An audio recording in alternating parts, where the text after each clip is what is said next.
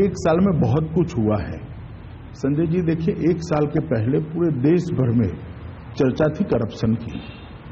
मैं निश्चित रूप से कहना चाहूंगा कि विपक्ष में भी हिम्मत नहीं है कि सरकार पर एक साल में एक भी करप्शन का आरोप लगा पाए।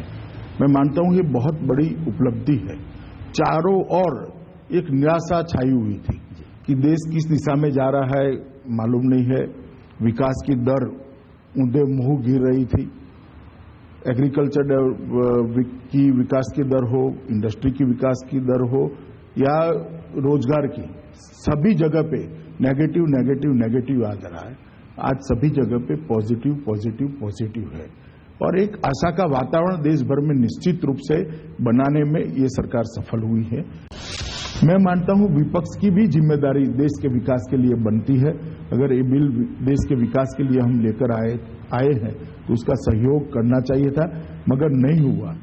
मगर मैं इतना सुनिश्चित रूप से कहना चाहता हूं, हम राज्यसभा में बहुमत में नहीं है, इसलिए सीबीआई का उपयोग कर बहुमत करने में विश्वास नहीं रखते। हम पूर्णतया संवैधानिक तरीके से बिल को पारित करने में विश्वास रखते हैं और आने वाले दिनों में केंद्र सरकार उसी दिशा में आगे बढ़ेगी और हम सबको समझाकर बिल के साथ जोड़ने का भी एक फिर भी प्रयास करने वाले हैं कि भी सब लोगों की साथ चर्चा कर इस बिल को पारित कर देश के विकास को गति देने के लिए सब लोग एक प्लेटफॉर्म पर आए। राजनीतिक मतभेद रखने की और करने की कई सारी जगह हैं, उसको विकास के साथ नहीं जोड़ना चाहिए। डी बॉटल नेकिंग हुई है बड़े बड़े अटके हुए प्रोजेक्ट की, लेकिन अभी ग्राउंड पर काम देखने की एक आलोचना आती है। इस पर आप कैसे? रुके हुए प्रोजेक्टों का आंकड़ा 14% से गिराकर 6% पर हम लेकर आए हैं।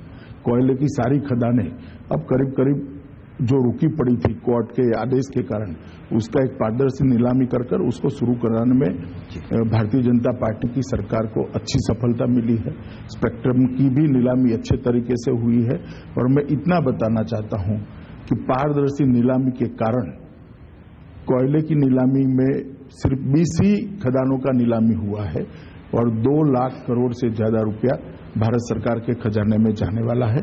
और स्पेक्ट्रम जो 1/3 है आगे के नीलामी से, उसमें भी 1,09,000 करोड़ रुपए का भारत सरकार के खजाने में इजाफा होने वाला है।